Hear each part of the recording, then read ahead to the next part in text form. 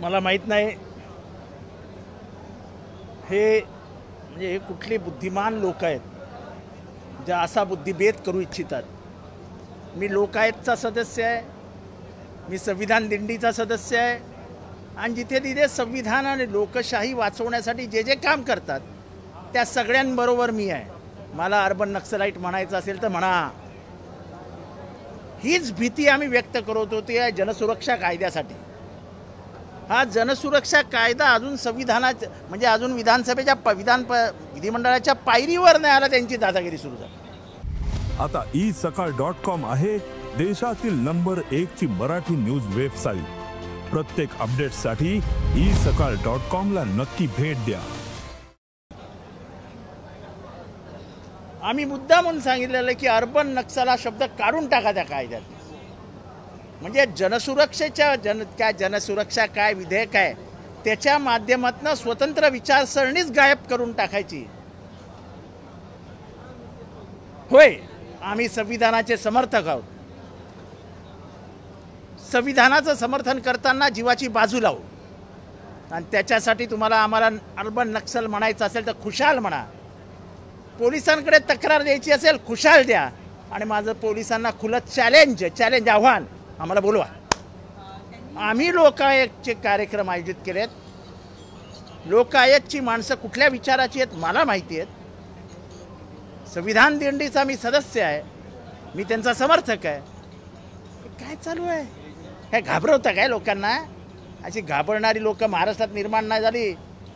हा फुले शाहू आंबेडकरांचा महाराष्ट्र आहे। इथे डरपोक लोकांची पैदाश नाही झालेली आहे।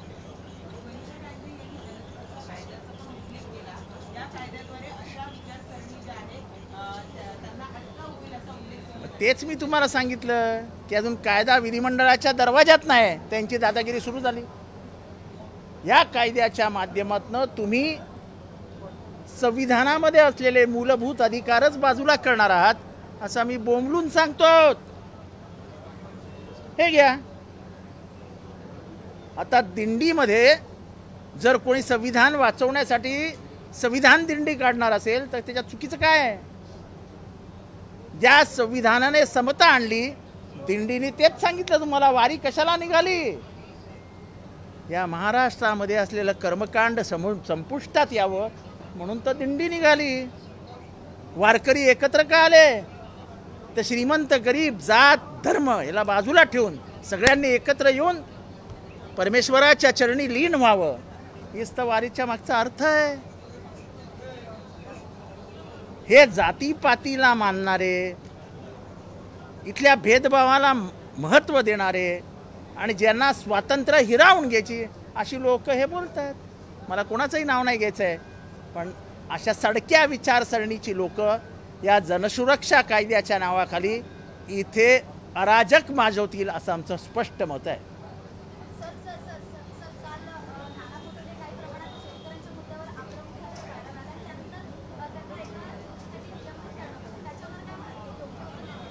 अयोग्य होतं, नानांचं काहीच चुकलेलं नव्हतं।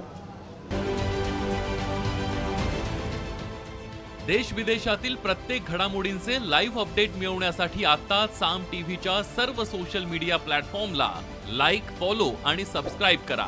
तसंच सर्व नोटिफिकेशनसाठी बेल आयकॉन प्रेस करायला विसरू नका।